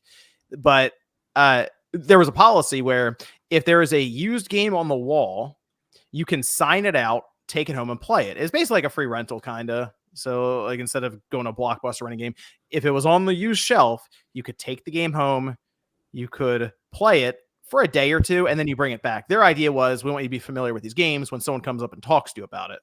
So that was a cool perk. I used it for that. Games would come in, get traded in. I'd be like, yeah, I want to take this home and play it. I would. But it got to a point where we would have copies, and they're called gutted copies. They come in, new games. You get 30 of them in, you take 4 of them to the side, you cut them open, because that's what's going to go up on the wall, right? So we just open them up, and that's fine. The new ones go in the drawer. Somebody gets a gutted copy. If we have a new one, we just hand you that.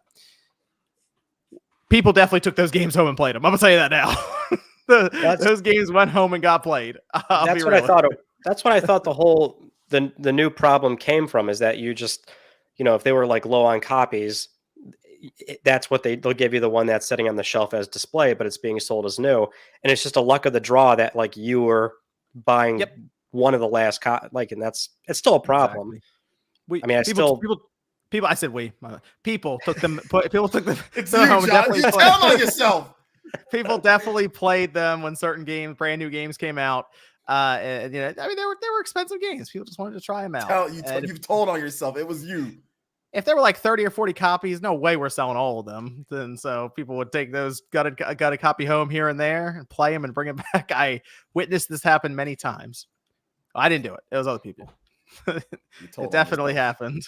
You told on yourself. I'm sorry. I'm blaming you. The reason why we don't shop at GameStop anymore is because of John. Thanks a lot, John. I'm letting people know now. It is exactly what it looks like. At least the stores I was around. Again, that was a long time ago. Those were different days, I guess. Wasn't that long ago. You're not retro yet. You said 17 years, right? It's 17 years. Yep. Yeah, you're not retro, so it wasn't that long ago. Has anyone gone to a GameStop, like into a GameStop recently? Not for a while. Really? MVG, you should do this as an exercise. Go to a GameStop and just see what it is now. You might be shocked. Yeah, I think the last time I went was probably about a year ago. I mean, it's just Funko Pops, and some physical games. He's right. These days. He's right. Yeah, no, I went near the early years of the Switch, and it was T-shirts and just a big pile of just statues. Worse now. So weird. It is. It's a lot of just collectibles, accessories, T-shirts. The sections for these games are so small now. Like the PS5, PS4 section is like a corner at the one near me, and that's like one of the more popular, busy ones in its area. I don't have a problem with merchandise. I'm Same sure as it's mine, dude. I'm sure it's a high margin business. It's crazy because like all of the GameStops in my area are pretty high performing. We haven't shut down any of them really. None of them have really went out of business yet. And yeah, it's the same thing. A lot of Funko Pops and stuff. They got games. There's one of them in particular that has like a ton of games. Like, you know, but I went there to go get Star Ocean, the Second Departure R, and they didn't even have it. And I pre-ordered it from them. And I pre-ordered it. And they didn't even have it. What'd they say? Like, what? They said, "Oh, I can't find the game." And they just said, "Oh well." I'm like, "Oh my!" That was the end of the conversation. I was like, Dude, dude, you guys suck. I'm never coming back here again. But do you want to pre-order WWE 2K24 for $5? Did they make an effort? Like, let's call another store, see what, like, Nope. You just No. said, no, did they put on an act? Like, did they go to the back, walk around, look, put their hands on their head? Like, oh my gosh, the store was in disarray, bro. Like the store was in it was in shambles, So I mean, I think that was the problem. They do have a ton of games and Funko Pops and stuff all over the place, but you just couldn't find the game. He just said, I can't find it. I'm like, oh my goodness, just whatever. So I did an Amazon pre-order or just order for Rise of the Ronin, Ryan, I believe, and it just got canceled before the release day got here. Like, it just never showed up. It canceled? It just they can't fill this. I was like, oh, that's weird. I went to my Walmart and they had them, but that's really weird. I've done Amazon, I've done Walmart, Best Buy, and I've tried GameStop in like the last year. And I guess the most straightforward experience was probably Best Buy. You're right. It's I want to avoid shipping.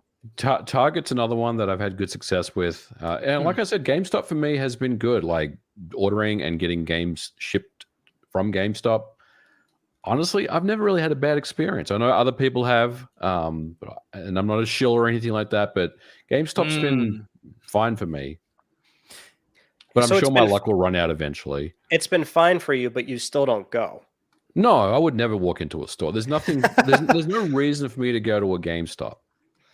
Well, that's my problem with this store is that it's GameStop. It should be a slam dunk for us. How are they not? There's just like it's been this weird disconnect. How are you guys not figuring this out? Like there was that whole crazy investment spike thing, right? Remember that whole deal? And then Ryan there's a Cohen movie stepped about in. it. I know, but it's just like I'm frustrated by the whole thing because it's like none of you guys know your own customer base. Stop doing that unwrapping used game thing. Fix your rewards program. Like, fix the composition of the stores where it's a little too much merchandise. Like, my God, you guys should be able to figure this out. Like, that's all you do. And I'm more compelled to go to Best Buy. What are you doing? Yeah, that's true. That's true. I mean, how much longer do you think they even have to figure it out then if we're even questioning the physical media existing? Dude, in the next, I've thought Best Buy should have folded like 5 years ago. Like one thing I've learned about GameStop. One thing I've learned about GameStop is they are resilient. Like if they're going to go down, they're going to go down swinging hard. So I don't know if this is like, I mean, it's not good for them. Let's be very clear on that. Cockroaches of retail. I feel like GameStop will be around for a while yet. I don't think they're going away. Like some say they'll survive the nuclear apocalypse. It seems like it, man. Like they just, I predicted their demise years ago, and they're still around. Yeah, I am. And their share price is still good. Like the share price is still good. Like they did take a hit, but like it's not. Remember how it used to be like 90 cents or something? Like before COVID. It was really bad back then. Yeah. It's still pretty good even after this investor report. Yeah, I mean there would usually be big spikes in terms of interest, traffic, sales whenever a new system would come out, and we're like the PS5 Pro would be later on this year, we believe, and then Nintendo maybe next year. So if they could make it even to Nintendo's system, that would probably help them quite a bit, just to at least try to be around. They're gonna get trade-ins for Switch. People are gonna want the new system. People are gonna trade in games. Nintendo's still gonna make physical products. They're not abandoning that anytime soon. Even Sony are gonna have physical for a while. They're not going away. So GameStop will be fine as long as physical media is still around. They'll still exist. Yep. So it's interesting that the idea of going into a game store just on a whim to browse, that's kind of just it feels like it's almost just again another thing of the past for a lot of people now. Like, it's just, it used to be like, hey, you get out of school, which friend is here who has the car? All right, let's head over to GameStop or EB Games or wherever, right? Let's go see what's out there. That doesn't really happen anymore. It's like you go. Ryan just said he has to go there twice. It's like, I gotta go to GameStop twice, man. Well, to do the pre-order, like honestly, if they let me do a pre-order from their website for a local store, I would probably switch to them, because then like I can make use of the rewards program, where like at the very least, like they have that free $5 thing, and then you accumulate points. Like I'll always use your storefront if you've got like some kind of system that is basically cash back. But I don't want to have to drive there, do the pre-order, and then deal with like the shenanigans of like, and I don't blame the employees, but they have to, ask you 18 questions at the checkout. And it's like, no, I only want this one particular thing that I came here for. That's another reason why I love Best Buy. It is the most no questions asked, scan my QR code, and they just go grab my thing. And the checkout counter is right there. It's its own dedicated counter. I mean, it's crazy how it's just like so simple, and GameStop can't figure that out. Yeah, like Best Buy, you get in and out pretty quickly. It's crazy. They don't want you in and out pretty quickly. That's the point. I'll keep you there. They even figured out stickers, like the pickup stickers for Best Buy. They come off they peel clean. So if there's anything on your box, it comes off great. And this is Best Buy nerfed. Remember when Best Buy had the Best Buy Gamers Club? Yeah, that was like, that was awesome. This is like nerfed. Yeah, that was like super power. Like, that was at their full power Frieza. You know what I'm saying? So I mean, GameStop could do that. Like that's like, there's so many ways they could do. It's just frustrating how they can't figure it out. Would you go into the store more often, Ryan, if they had a nice selection of PS2 and PS1 games? And those stores are nowhere near big enough for retro. I don't trust them with retro is the problem. No, okay. Not even, I mean, pricing is obviously one thing. I would be very nervous as to how they would do that. And because they're such a big chain, they would absolutely be able to leverage the market once they like have enough product in. But I also just don't trust the care for the physical discs, the cases, applying stickers. Are they going to restore these games, or I think the opportunity is there, but no way do I trust them with doing that. I'll go to a mom and pop, like single owner retro game store where the guy's like an on the ground dude, and he gets it, right? Like, so those are cool stores if you end up coming across one. It's always fun to go into one of those. So, I mean, in theory, I would go to a GameStop if that was the case, but no way they're going to do that. That was part of their, actually, before that was like part of one of their like 2.0 plans. Do you remember this a few years ago? Yeah. Where they were testing a few locations where it was like one would do retro, one would have like a sort of a community center where with like, I don't know if they like really like capitalized further on that, or what locations were even. There's a GameStop near me. It's like 20 some odd minutes away, but they actually have retro games in store. No, so mine do too. That was the one surprising thing. Like the last time I did go to one, it's either out, but you just have to look for it, or sometimes you have to ask. And the one time I asked, I was like, so anything retro? And he's like, oh, we got like this little thing. And it was like a few NES games. They had like Mario Party 9 for Wii for like $40, which I think was like about market price or something, which was like cool. But we're talking about such a small selection that it's like the trip there is just not worth it. Right. Like I would go to a Goodwill instead. I'd probably have better luck like at a Goodwill or something. Go over to some of the super chats here as we finish up. Nobody says working the OT. Here's your cut. Future Millionaire says, thanks to my backlog and patience, I was able to snag Infinite Wealth for $40 on Amazon physical. That's a good pickup. That's a good game. Let's see. Yum Yum says, I may have missed this, but what happened to the intro and outro screen before you guys go live? Also, why is there no deluxe edition of Stellar Blade? Is there? There's no. I thought there was a deluxe edition. Probably no physical deluxe. They mean. Oh, it's a physical digital. It's a deluxe. digital deluxe. It's a Yeah. digital deluxe. Got it. Okay. I feel like we've answered a lot with intro, outro streams. So we're using StreamYard now, so I can put people's comments and stuff up on screen. I think it's kind of fun. But Evan said he can actually stream StreamYard, so he can still do intro and outro stuff. I feel like that's something StreamYard should add anyway. Is maybe it's in here and I haven't looked. But they should add like the ability to do like audio and stuff on the intro and outro. I'll do some research on StreamYard. I'm still trying to learn it all. This is from CJ, who says, why do you think we aren't getting a lot of limited edition consoles this gen? Helldivers 2 black and yellow PS5 would have flew off shelf, especially with the concerns about margins. I think Nintendo still does it, but they kind of they'll either do like just exclusive Joy-Cons more often than not.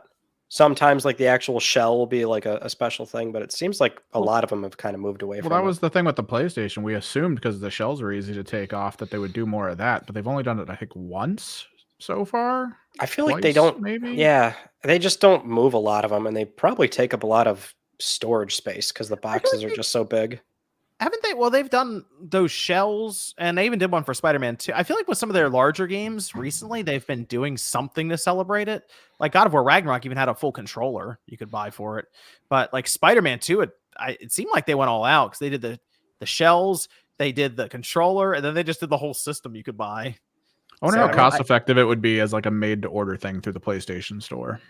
Yeah, I just don't think they're going to be doing that just at this point because the manufacturing is already like an issue, right? And like you start having a bunch of different variants of it, and who buys certain stuff, they might not be interested in that game. So maybe it doesn't like Helldivers. Obviously, that'd be good, but I mean, we didn't know that Helldivers was going to be, what Helldivers ended up. Like nobody knew that, so they can't really plan for everything, right? So, but if it's like a big game like Tears of the Kingdom, right, or Spider-Man, yeah, you'll have something for that, but you can't plan on everything, Let's see. This is from Sama, who says, do you think Gravity Rush 2 Remastered is real? I'm going to say yes. I'm going to say yes to will it into the universe. Apparently there's going to be a show or a movie or something for it too. They're going full on Gravity Rush now. Let's see. This is from Helmu, who says, Phil Spencer should be advised Gen Z is the smallest generation we've ever had. Is that because of like the birth rate or something? Or I assume so, yeah. Celtiverse says, I've pre-ordered at Best Buy. When pre-orders go live, then on release day, I go to pick up my game at launch, special edition at times. They tell me my item is out of stock. This has happened more than once. Well, wow, it's never happened to me. It's crazy. Sorry about that. Yeah, that's unfortunate. Back in the day, there were times at GameStop where we would get, if a game was coming out, we would have 800 to 1,000 copies of the thing if it was like a Call of Duty. It was the craziest looking thing I've ever seen in a back room before because it's just stacks of games. I remember with Halo 3, we had to cover the special edition, the game pilot we had, which was almost the entire back room with a black tarp. You had to cover the whole thing up. Those days are long gone.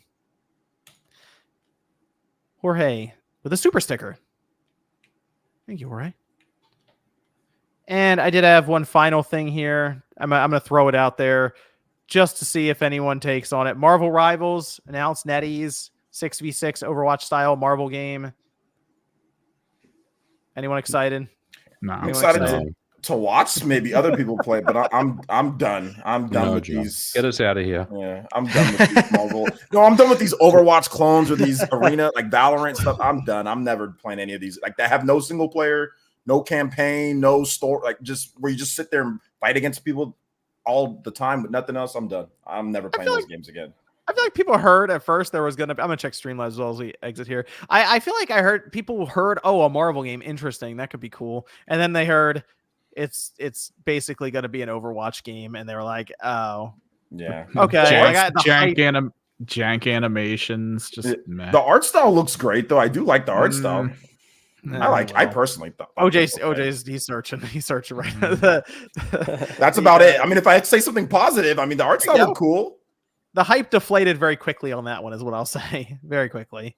Let me go around here. I do have some stuff over on Streamlabs I'll interject with between outros. Let's start with Modern Vintage Gamer, MVG, coming up, I'm sure, with a video this week. Very interesting stuff happening over You there. can find me on YouTube at Modern Vintage Gamer. I do have a video out next week. Thanks for having me on, as always, John. He was he had to fix I don't know what that was, a disk drive thing for his Super Nintendo so he could pirate those games. Mm-hmm. Check out the channel. Mr. Stud Muffin said Stellar Blade demo was awesome. Also, can't wait to see you guys at Too Many Games again this year, and maybe see RGT85 finally. I will say, Mr. Stud Muffin has been coming to Too Many Games every year for like I feel like it's been 3 or 4 years looking for Sean, and I think it's finally going to be your year, Mr. Stud. It's not going to be this year. She's supposed to be there. Adam says, while it remains an option, physical media releases should be supported from the big three. To not support it to be anti-consumer, plain and simple. Adam says, then this question is for MVG. If there are no NDAs, what are the chances of getting a Mighty Morphin Power Rangers collection similar in vein to the Cowabunga Jurassic Park Classics game collection? Thank you for your question. Oh, okay. I like it. I didn't say anything. I just said thank you for the question. Nat says, happy Easter. He is Riz. Thank you, Nats. Yeah, MVG, just stay tuned. Stay tuned, apparently. I like it. Let's go over to Ryan. Can everyone find you? Hey, you can find me at Mystic Ryan on YouTube and on Twitter X. And that's it. I got a video coming Tuesday, hopefully, if it's on time. Oh. Weird video? I don't know. I very last minute with filming sometimes, and that's kind of where I'm at right now. So I don't know what I will do this weekend, but okay. I'm working on like 2 things that are like long-term things. So eventually those will be ready in like May. Okay. Good stuff. Any particular system it's on? Are you allowed to divulge that? PlayStation 3, unsurprisingly. Oh, I like PlayStation 3 videos. I got trying to finish up a PlayStation 4 video for tomorrow, Ryan. PS4 system that everyone forgets about. It's a shame. See, I have his interest. All right, good. Well, good. You always throw me off sometimes with the way you describe things. Like you'll have a title and spot for Spawn Wave, and sometimes I read and I'm like, what is he talking about? And I'll click it and I'm like, oh, he clicks. There it is. All right, good. Let me go over to OJ. Where can everyone find you? Yeah, you can find me on YouTube Player Essence. I pretty much stream daily, 6 days out of the week. Take one day off, but we usually have streams all the time. Talk about Nintendo and RPGs. I got some cool videos coming up, like always, on RPGs for this. Had a big 16 upcoming RPGs and games, Switch games. So if you're into stuff like that and live streams, check out the channel. Noah says, I still go to GameStop for midnight releases. Spider-Man 2 and Mario Wonder had 400 plus people. Wow. Scarlet and Violet had nearly 300 come out. It is not dead. None of my GameStops have those kind of midnight releases, but hey, that's good to hear they're still alive. Oh, yeah. And I'll have a video on Stellar Blade, too, coming up as well. Oh, cool. I have a pretty nice video on that. So let's go over to Evan. Oh, you can find me on Twitter and YouTube at Kimrex Project if you're into tabletop stuff. Hopefully I can get back into making videos. I've got a lot of B-roll shot for a bunch of different ideas. I just got to start piecing it all together. Okay. Good stuff. All right. Thanks, everyone, for joining us tonight. We'll be back next Saturday night, 9 p.m. Eastern time. Might try to get Sean back for that one. He's been kind of busy, and then this week he had some Easter plans going on. But you'll be able to catch him also on Game & Talk this week coming up. So check that out. They got a whole crew going on over there now, apparently. But thanks, everyone, for tuning in. We will see you guys next Saturday night.